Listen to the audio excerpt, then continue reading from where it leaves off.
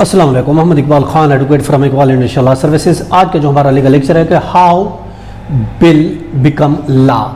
एक बिल जो होता है जब असेंबली में पास होता है किस तरह कानून बनता है, ये हमारा आज का लीगल लेक्चर है। हम देखना चाहते हैं कि एक बिल मूव होता है गवर्नमेंट ट्रेजरी बेंच से, अपोजिशन से या किसी भी रुकन से जो कि असेंबली का है, चाहे सेनेट है या फिर नेशनल असेंबली है। एक बिल बनता है, पहले बिल, उसके बाद कानून किस तरीके से बनता है, यानी ड्राफ्ट बिल होता है और कानून किस तरीके से बनता है। अब हम उसके तरीक़ेकार को देख रहे थे। Bill goes through following steps and become a law.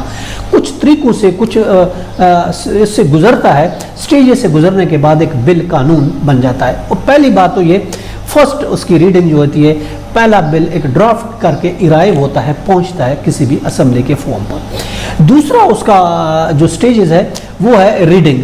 Main debate जो होती है ऑन द पर्पस एंड की एरिया ऑफ द बिल, उस पर जो है ना मेन डिबेट होता है, उसके पर्पस और जो उसके की एरिया हैं, इंपॉर्टेंट एरिया हैं बिल के, उस पर सेकंड सूरत में उस पर रीडिंग होती है, डिस्कशन। तीसरी है कमेटी स्टेजेस।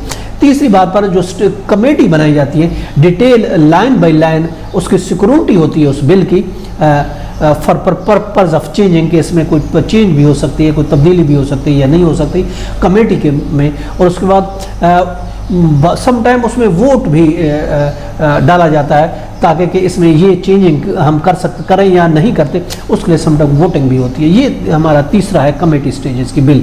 तीसरी स्टेज वो कमेटी स्टेज पर बिल आता है। चौथी जो आती है वो रिपोर्ट स्टेजेस है। रिपोर्ट स्टेज ये होती है further examination of the text को फर्दर एग्जामिनेशन के लिए भेजा जाता है और मोर उसमें अमेंडमेंट आर डिबेटेड की जाती है, उसमें जो अमेंडमेंट है उस पर फिर बहस की जाती है। फर्दर उसमें भी वोट भी उसमें किया जा सकता है कि इसमें हम अमेंड करें या ना करें, या नेक्स्ट चेंजिंग किस तरीके से करें।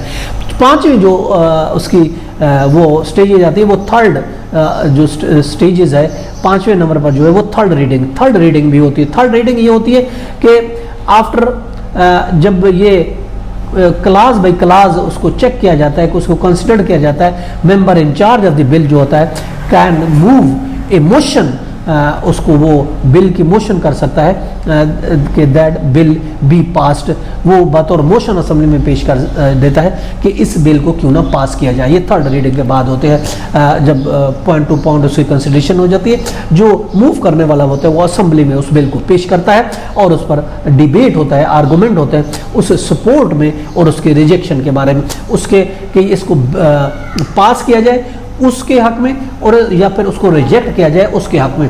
उस पर डिटेल डिस्कस होती है और डिबेट होने के बाद फिर उस पर वोटिंग भी हो सकती है। फिर उसके बाद फिर असेंबली या तो उसको पास कर देती है या फिर रिजेक्ट कर देती है। अगर असेंबली ने पास कर दिए तो दूसरा से जो है सेनेट है, तो फिर सेनेट कोई भी बिल जो है सेनेट और नेशनल असेंबली दोनों में पास होना जरूरी है। दोनों असेंबली में इस तरीके से पास होगा।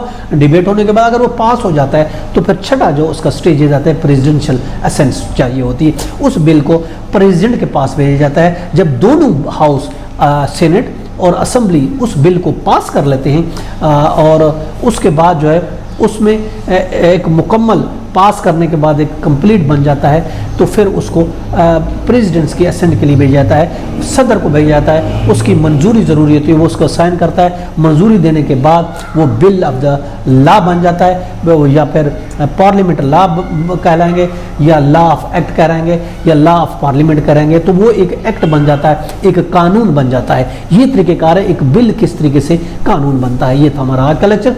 इसके साथ इजाज़त देकर फिर मिलेंगे। Have a nice day. अल्लाह हाफ़िज़।